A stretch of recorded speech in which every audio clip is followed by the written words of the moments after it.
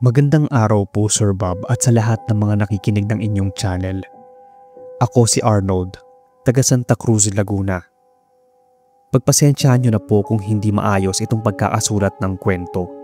Kayo na po ang bahalang mag-edit. Nung nasa high school pa lang ako ay may transfer kaming kaklase. Pangalanan natin siyang Greg na galing sa Quezon Province. Naging tropa ko siya. Bali may dalawa pa akong tropa at nadagdag lang siya. Mabait kasi to kahit na may pagka-weirdo. Kahit iwas sa kanya yung iba naming mga kaklase ay kinaibigan ko pa rin siya. May kakaiba talaga sa kanya na mahirap ipaliwanag. Ayaw nga ng dalawang tropa ko yung ideya na isama ko siya sa grupo namin. Pero pinagpilitan ko na bigyan siya ng chance. Nakalaunan ay naging kaibigan din nila kahit sa pilitan lang. Sa ngalan ng pagiging tropa ko. Ganun naman talaga nung high school, diba? May peer pressure. Nung mag-college na kami nagkahiwa-hiwalay. Nanatili lang kasi ako dito sa lugar namin. Tapos yung dalawa pa naming tropa ay sa Maynila na nag-aral. Si Greg, bumalik sa probinsya nila. Lumipas ang mga taon. May kanya-kanya na kaming pamilya, maliban kay Greg. Pero magkakaibigan pa rin kami. Hindi nga lang ako pinalad dahil nagkahiwalay kami ng misis ko. Si Greg yung naging takbuhan ko kapag nagka-problema kami. Pero nung nagkaroon na ng asawa si Greg ay naging madalang na yung aming bonding. Bigla na lang kasi itong nawala sa ere. Mga ilang buwan din bago ito muling magparamdam. Nag-aya itong maging ninong ako sa una niyang anak. Pumayag ako, pero nung araw na babiyahe ako sa lugar nila ay nagkaroon ng emergency. Nahihiya pa nga ako sa kanya noon kasi hindi ako natuloy. Siguro nagtampo ito sa akin dahil hindi ako nakapunta. Basta na lang kasi itong hindi nagparamdam. Hindi ko rin alam kung kanino siya kukontakin dahil wala naman itong pinakilala sa aking kamag-anak niya. At sa tuwing magbabalak akong puntahan siya ay lagi na lang ako nagkakaroon ng emergency kaya hindi ako natutuloy. Makalipas ng 2 taon ay muli itong nagparamdam. Nag-aya ulit ito sa akin na dumalo sa binyag ng bunso niya. Nung time na yon, hindi lang ako yung inaya niya, pati yung 2 pa naming tropa. Natuwa naman ako dahil dati hirap na hirap siyang makisama sa amin. Kaya naghanda kaming 3 para maadalo sa binyag ng anak ni Greg. Pupunta kami ng Quezon Province. 2 days ahead pa lang ay nagkaroon na ako ng trangkaso. Kampante lang naman ako dahil maaga pa naman. Pero nung araw mismo na babiyahe na kami papunta sa kanila ay nahihilo ako. Nagdadalawang isip pa nga ako noon kung tutuloy. Kaso nahiya na akong mag-back out dahil nga maraming taon na rin at ngayon lang ulit kami magkakabanding ng buo. Nagsabi na rin yung isa kong tropa na hanggat maaari ay 1 araw lang kami doon at umuwi na kinabukasan dahil hindi na-approve yung leave niya sa trabaho. Nataon lang na naipag-swap siya ng day off sa workmate niya. Tapos yung isa naman ay pumuslit lang din dahil ayaw payagan ng biyanan. Hindi ko alam kung hinahadlangan ba kami ng tadhana na makarating ng Quezon Province dahil nakailang stopover na kami dahil nakaflatan yung gulong namin. Kinilangan din namin maglipat ng sinakyang bus dahil nasira yung makina ng huling bus sa sinakyan namin. Nagsimula na magpanik yung isang tropa. Nagsabi siya na sana di na lang siya pumuslit at nanatili na lang siya ng bahay para magbantay ng anak niya. Siya kasi yung pinakamapamahiin sa aming 3. Sigurado daw siyang may mangyayaring masama. Hindi lang sigurado kung ano. Ako na kanina pa masama ang pairamdam ay wala sa sariling nasinghalan siya. Pero humingi naman ako ng dispensa dahil nga sa hindi okay yung pairamdam ko. Sinabi rin ng isang tropa namin na kung ano ang maging desisyon naming 2 ay dun din siya. Dahil maski siya ay parang ayaw nang tumuloy. Nag-aalinlangan na kami dahil binyag yun at ninong pa kaming 3. Nasa boundary na kami ng pinakaunang bayan ng Quezon Province nang magdesisyon akong tumuloy na lang kami dahil malapit na rin naman na. Magsiuwian na lang kami kako matapos kumain. Sabihin na lang kako namin ang kanya-kanyang rason. Pumayag naman yung 2 kong tropa. Tapos na yung binyag nang maarating kami kaya sa handaan na yung diretsyo. Dahil kanina pa masama yung pairamdam ko ay konti lang yung ininom kong alak at piling-pili lang yung kinain. Nung nagpa-check up kasi ako last time, mataas ang blood pressure ko.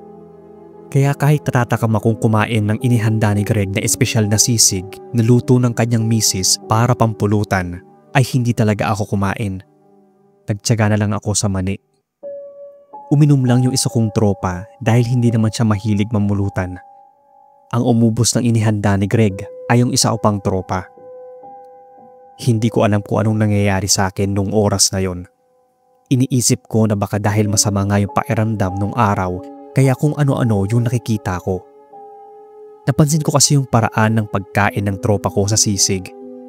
Para siyang nauulol na aso, yung gutom na gutom. Kakatapos lang naman namin kumain ng handaan. Nakatatlong pinggan pa nga ito.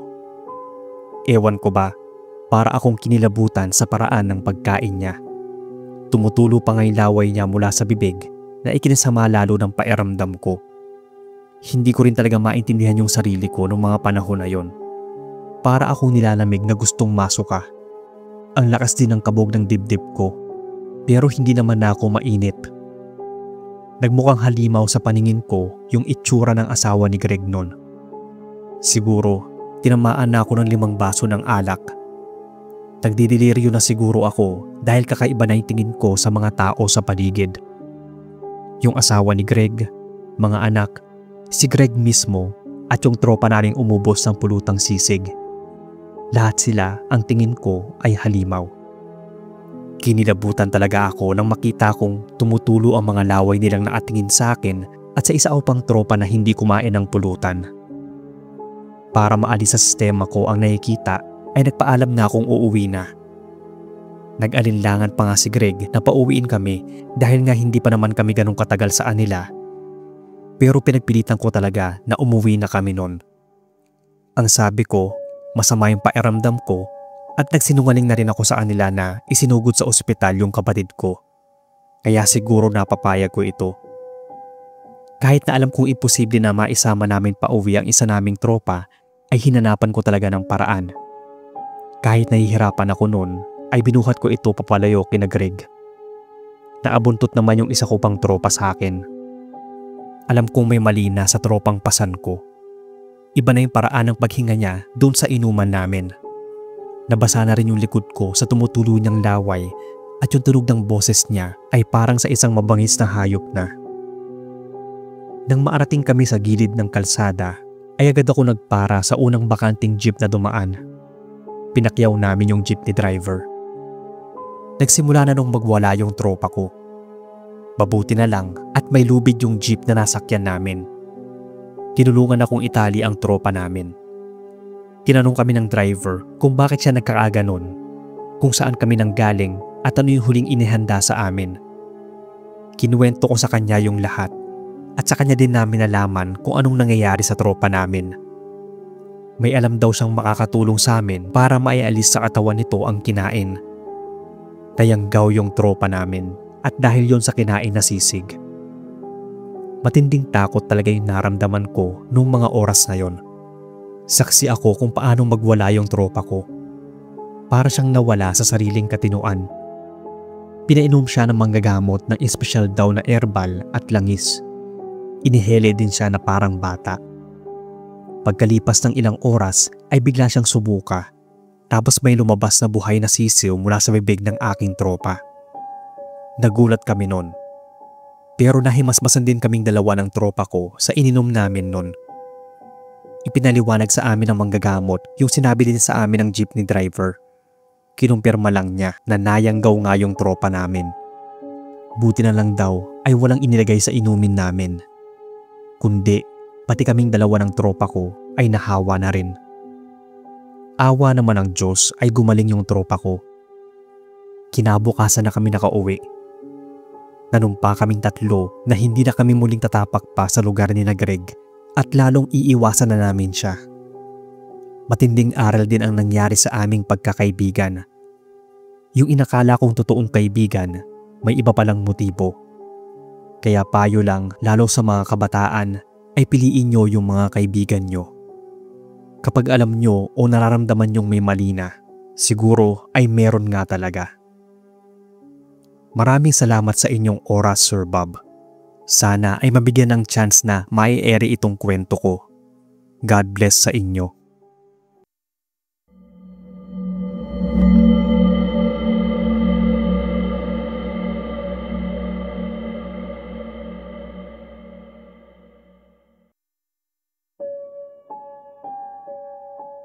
Hello po sa inyo, Sir Bob. Good evening sa lahat. I'm Bridget, isang logistics assistant sa Ayala. Avid listener po kasi ng channel nyo yung BFF ko at siya na rin yung naghikayat sa akin na mag-share. Lately ko lang din po napapainggan yung mga stories nyo nagugustuhan ko. Ako yung tipong mahilig sa nightlife. Isang certified partygoer po ako. May pagkalasinggera kahit bawal sa akin ang uminom ng alak dahil asthmatic ako. Pero dahil pasaway, ayun, tuloy pa rin sa pagpaparty. At dahil sa ganitong nakasanayan kong lifestyle, na-encounter ko rin ng isang nakakatakot na experience. Medyo maikli lang po itong story ko. Patatigil na talaga ako sa bisyo ko nang mangyari sa akin to. It started nung mag-bar hopping kami ng best friend ko taong 2018. Obviously, mga nakainom na talaga kami. Napagpasyahan namin na ituloy ang inuman sa place ng isa naming tropa since wala namang pasok kinabukasan. Ang unang resto na madaanan namin noon ang bibilhan namin. May nadaanan kaming resto sa may bandang Timog Avenue na kahit anong pilit ko sa tropa ko ay ayaw niya talagang pumasok. Hindi ko alam kung anong problema niya that time. Basta ang sabi niya, nakakatakot daw ang restaurant na yon, lalo at 2 AM na nun. Sinabihan ko na lang siya na magstay sa kotse at kami na lang ni best friend ang papasok. Naiinis ako sa kanya that time dahil naihina rin ako. Actually, bukas ang resto na to 24 hours. Pero di lang naman to yung bukod tanging resto na bukas nung time na yon. Dahil naiihina talaga ako kaya kailangan ko nang gumamit ng CR nila. Wala namang masama ang makiihi since bibili rin naman kami. Pagkapasok ko sa loob, sinalubong ako ng malamig na hangin. Inignore ko na lang, siguro kasi tipsy na ako at ihing-ihi na rin. Umorder muna kami ng food, saka ako nagmadaling pumasok ng CR. Nakaramdam pa ako ng konting kaba nang pumasok ako doon. And guess what? Blockbuster ang pila.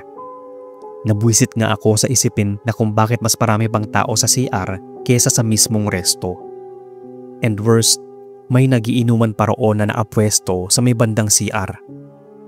Napansin ko rin na halos lahat ng nakapila ay nakasuot ng weird outfit.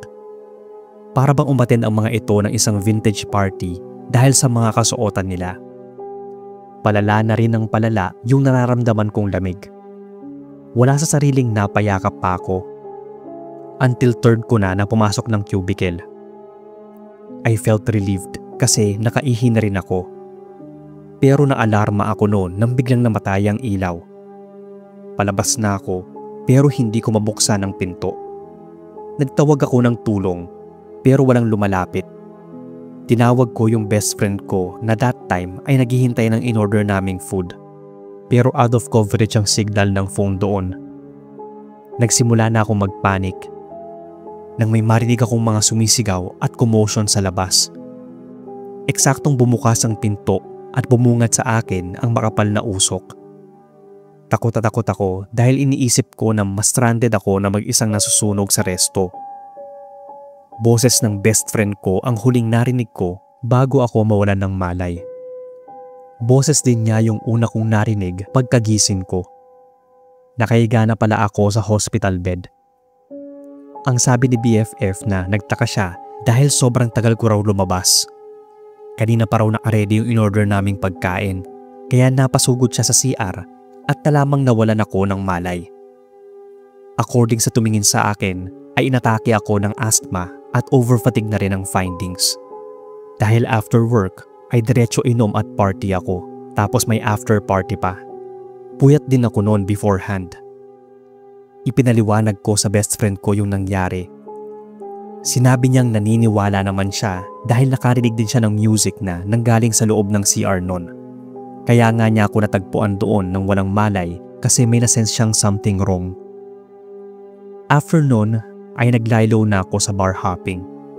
Halos mag-quit na nga ako sa pag-iinom dahil malaki yung binagsak ng katawan ko nun.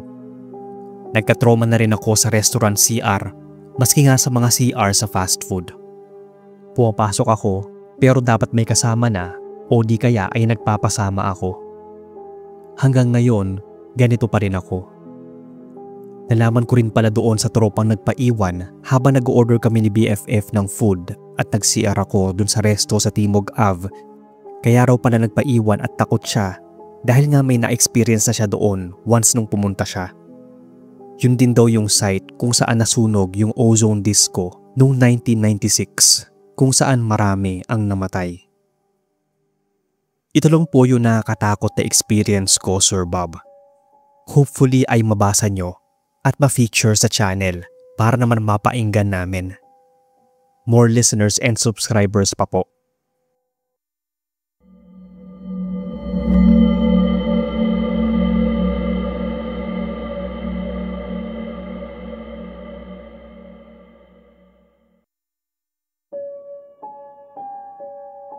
Magandang gabi, Sir Bob. Tawagin niyo na lang akong Rashid, half Pinoy, half Indian. Isip at pusong Pinoy ako. Hindi ko na kasi naagisnan yung tatay ko. In short, anak ako sa labas. Naswertehan naman na nakapagtrabaho sa Middle East. Family driver ako doon at ang asawa ko naman ay kasambahay nila. Sa isang compound, 5 kaming drivers. Iba't ibang lahi ang kasama ko roon at may isang purong Filipino. Siya at yung Indonesian na driver doon ang kabanting ko sa inuman. Bawal talaga mag-inuman doon. Pero dahil hindi nawawala sa mga Pinoy ang umiinom, kaya sumubok din ng bawal. Paano ba na uminom ka isang beses sa loob ng isang buwan? Nangyari ang aking nakakatroma na experience nang magkasakit yung amo kong babae. Nagkataon din na nag-elbaara ang ibang miyembro ng pamilya ng employer kong babae. Pumunta sila sa desyerto para doon mag-relax. Ako at yung Indonesian na driver ang madalas na iiwan sa bahay. Hindi kasi ito pinasama dahil may pasok tong boss ko. Wantusawa kami sa pagpuslit ng alak kapag may time. Palainom din kasi yung Indonesian na driver. Tawagin natin siyang Agong. Siguro dahil nakainom ako, kaya may mga panahon na namamalikmata ako at nakikita ko si ma'am na palakad-lakad sa labas ng ospital o kaya nakatambay sa loob ng kotse. Kapag naman lalapitan ko siya ay bigla itong nawawala sa paningin ko. Kinuwento ko ito kay Agong tuwing pumupuslit kami ng inom, pero palagi ako nitong pinagtatawanan. Pero nang lumala na ang sakit ni ma'am at kinilangan na may kasama ito, ay tinawagan ko agad yung amo ni Agong. Makailang beses ko rin nakasalubong sa hallway ng ospital tuwing tinatawagan ako ng nurse na nag-aasikaso rito. Takot na takot na ako dahil alam ko namang nakaratay ito sa hospital bed. Pero makikita ko na lang siya na nasa labas. Hanggang sa labas lang kasi ako dahil hindi ako allowed sa loob, kaya ang nurse lang talaga ang kausap ko. Ramdam ko noon na hindi na magtatagal ang buhay ni ma'am. Ilang beses din akong naglabas-masok ng ospital noon para kausapin yung nurse. Muli ay bumaba at naghintay sa loob ng kotse. Bandang 3:00 ng hapon nang makita kong papalapit yung amo ko sa sasakyan, kaya nilagok ko ang laman ng huling canned beer na tira pa namin ni Agong nung nakaraang gabi. Tahimik lang itong sumakay. Hindi na ako nagtanong pa kahit matinding kaba na ang nararamdaman ko. Dumiretso ako sa bahay ng amo ko. Hanggang sa maarating kami ay wala pa rin itong imik. Lumabas ito ng sasakyan at pumasok sa loob ng hindi lumilingon. Biglang nag-ring yung phone ko. Nakaregister yung pangalan ni Agong. Pero nang sagutin ko ay galit ang boses ng amo nito na nasa kabilang linya. Para akong binuhusan ng malamig na tubig nang magsimula itong magtatalak. Nagpaliwanag ako sa kanya na hinatid ko si ma'am sa bahay pero patuloy lang ito sa pagtatalak. Isa lang ang tumatak sa isip ko sa sinabi niya. Imposible daw na nagpahatid si ma'am dahil lang dumating siya sa ospital ay patay na ito. Mas mabilis pa sa kidlat na pinaandar ko ang kotse para bumalik ng ospital. Pagkarating ko roon ay para akong nilamig na hindi ko malaman. Mga bandang 7:00 nang iuwi ang bangkay sa bahay ng nanay ng amo ko. Kaming dalawa ni Agong ang naatasang magbantay muna habang nag-aasikaso pa ang kapatid ni Ma'am sa document sa ospital. Kahit anong mangyari raw ay wag na wag naming iwanan ang kabaong ng mag-isa. Dahil may pamahiin din na bawal iwanan mag-isa ang patay dahil kukunin ito ng itim na elemento. At sa pagkakaalam ko, hindi ine-embalsamo ang katawan nila. Pauwi pa kasi ang pamilya nila galing sa Elbar, kaya walang ibang magbabantay. Hindi ko mahindian yung inutos sa amin ng amo ni Agong dahil driver lang nila kami. Kaya para maibsan yung takot na nararamdaman ko, ay muli kong inaya si Agong na mag-inuman habang nagbabanday kami sa lamay. Nung una ay tinanggihan ako nito, pero napapayag ko naman siya. Pumuslit lang kami ng ilang canned beers. Kakaiba talaga yung nararamdaman ko ng gabing yon. Kaya dinaan ko na lang sa pag-inom para mabaling yung atensyon ko sa pagkabalisa. Hindi ko rin maipaliwanag, lalo na mahigit 8 oras na rin ang nakalipas. Sumapit ang 3:00 ng madaling araw nang maramdaman ko na biglang gumalaw yung kabaong ni Ma'am. Wala pa rin ni isa ang dumadating sa pamilya niya. Medyo may tama na rin ako ng alak noon, pero kaya pa naman. Si Agong ay tumatawa na, parang tinatamaan na rin. Dahil nga nakainom ako noon, ay malakas yung loob ko na i-check yung kabaong ni Ma'am. Pero laking gulat ko nang biglang bumukas ang kabaong nito at naguunat sa harapan ko ang amo kong babae. Napatakbo talaga ako papunta kay Agong na nanlaki rin ang mga mata nang makita yung amo ko na bumangon mula sa kabaong. Kalmado pa nga itong nagtanong sa amin kung anong nangyari at sino ang pinaglalamayan namin. Para akong tatakasan ng kaluluwa ng mga panahon na yon, Sir Bob. Nagkanya-kanya kaming takbo ni Agong sa malawak na sala nila. Palabas na sana kami ng bahay nang maasalubong namin ang seryosong muka ng amo ni Agong. Pinakalma kami nito at sinabihan na dodoblehin daw ang bayad sa akin kapag ibaon ko sa limot ang nangyari doon. Hindi na ako nakapagsalita. Halos mangyak-ngyak nga ako nang dumating galing Elbar yung asawa ko at nagsabi na umuwi na kami, which is nagtaka ito at hindi pumayag. Hindi ko alam kung anong sinabi nila kay Agong para kumalma ito. Basta hindi muna kami pinagtrabaho ng 2 linggo pero may sahod naman. Kinabukasan, nalaman ko na nakahimlay na ulit yung amo ko sa kabaong niya. Matinding kilabot pa rin ang nararamdaman ko noon. Para akong tatakasan sa katinuan dahil palagi ko pa rin nakikita si Ma'am doon. Para itong hindi matahimik. Pinatapos muna ang kontrata namin ni Mrs. bago pinayagan na makauwi. Tapos nalaman ko na yung amo ni Agong ay ang bagong asawa ni Sir doon. Kung tutuusin ay pangit yun sa atin dahil magkapatid na buo ang amo ni Agong at yung amo kong babae.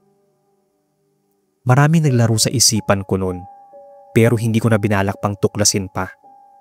Sapat na para sa akin ang makauwi kami ni Mrs. sa Pilipinas ng buo at ligtas.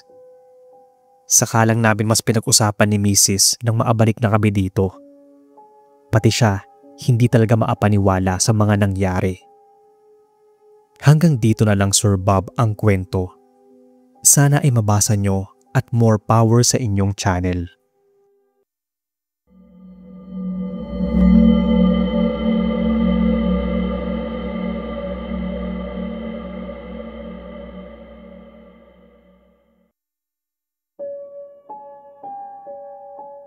Magandang araw o gabi po, Kuya Bob, pati na sa lahat. Tawagin na lang akong Hovie, taga Mandaue, Cebu. Nag-work ako bilang maintenance/technician sa isang sikat na ospital sa London. Medyo friendly po ako at isa sa naging kaklose ko ang nakabantay sa CCTV control room. Siya rin ang kabanding ko palagi sa drinking session. Sa tagal ko na nga sa serbisyo ay hindi ko pa rin kabisado ang lahat ng staff sa naturang ospital. Pero hindi naman yun naging hadlang para kaibiganin ko silang lahat. Kahit hindi ko abisado yung mga pangalan nila. Almost 10 years na rin. Mahabang panahon pero mahina ang memorya. Basta kapag naaputi, mga nurses. Kapag red, mga lab tech. Pag naka-lab gowns, mga doktor. Medyo color basis rin para di ako mahirapan mag-identify. Pero hindi po ako sigurado kung nakakatakot itong story ko. Pero para sa akin, ito na yung nakakasuka, nakakakilabot at nakakaewan ko ba. Paborito ko talaga yung graveyard shift kasi nakakapuslit akong tumambay sa CCTV room kung saan madalas kong kainuman yung kaibigan ko doon. Habang tumutungga nga kami, nakikita ko yung mga nangyayari sa buong ospital at malalaman ko agad kapag kailangan nila ng tulong ko. Taong 2016 yon. Simula na ng taglamig at Halloween na kinabukasan. Wala kaming pasok noon kaya may usapan kaming magiinuman sa control room para mabawasan yung lamig dala ng panahon. Pero syempre, patago o papuslit lang to. Sa ngalan talaga ng alak, kaya excited akong pumapasok. Nag-punch in muna ako para malaman na pumasok ako at nakailang roving and check sa areas bago magpunta sa control room. Sumapit ang alas 12 ng gabi. Oras na pupuntahan ko na ang aking drinking buddy. Bitbit ko na yung pagkain na pulutan namin. Matik na pagpasok ko, nakahanda na ang inumin namin. Hindi lang kaming dalawa ang naroon. May kasama pa kaming 3. Bali 5 kaming magiinuman. Pumwesto agad ako kung saan ko makikita ang buong sulok ng ospital. Nasa kasagsagan kami ng kasarapan ng inuman nang may mahagip ang mga mata ko. Nakita ko ang isang magandang doktor na pumasok sa blood center ng ospital. Na-curious ako sa gagawin niya at naka-focus ang paningin ko sa kanya. Ang weird lang sa pakiramdam. Pero parang na-amuse ako dahil busy ito sa pagtingin-tingin ng iba't ibang klaseng blood type na naroon. Busy rin yung mga tropa kong tumatagay. Pero nasabit ako nang makita kong kumuha ito ng dugo at walang ano-anong binutas at ininom ito. Nakaramdam ako ng pagbaliktad ng sikmura. Nanlaki talaga ang mga mata ko. Biglang nawala yung amats ko. Napalitan ng sindak. Kaya dali-dali kong kinuha yung atensyon ng mga kainuman ko at tinuturo yung kinaroroonan ng magandang doktor. Habang tinuturo ko sa kanila yung area kung saan pumasok yung doktor na uminom ng dugo, sakto rin na pagturo ko sa screen ang pagtingin ng doktor na yon sa CCTV. Grabe yung kaba ko nun na parang alam niya na pinapanood ko siya. Parang tumatagos yung paraan ng pagkakatitig niya sa screen sa aking harapan. Saka naman biglang namatay ang ilaw.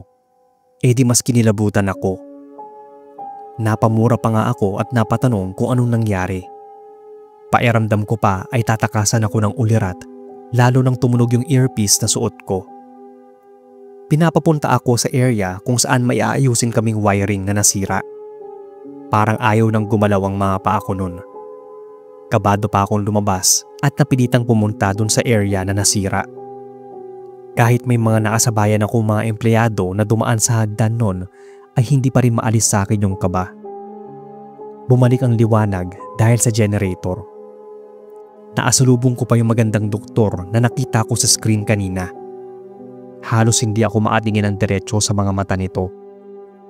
Pinipilit kong umakto ng normal sa harapan niya. Mabuti na lang at safe akong naarting sa area kung saan may nasirang wiring.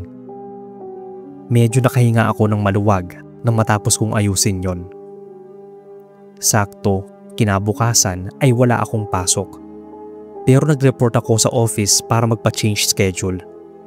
Ayoko na kasing mag-night shift.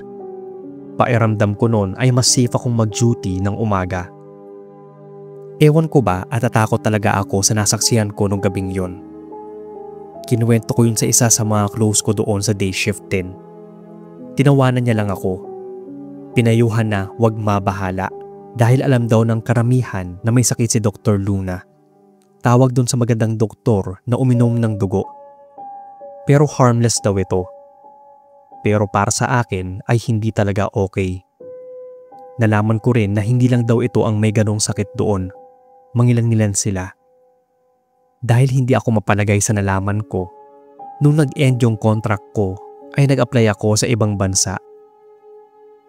Hindi to marahil nakakatakot kung iisipin ninyo. Pero Pinoy ako at alam natin na sa bansa natin na ang mga taong umiinom ng dugo ay maihahalin tulad mo sa isang vampira o kaya aswang. So far, yun pa lang yung encounter ko na nakakatakot para sa akin. Kayo, ano sa tingin nyo? Hanggang dito na lang ang kwento ko. Maraming salamat sa pagbabasa at mag-iingat ang lahat.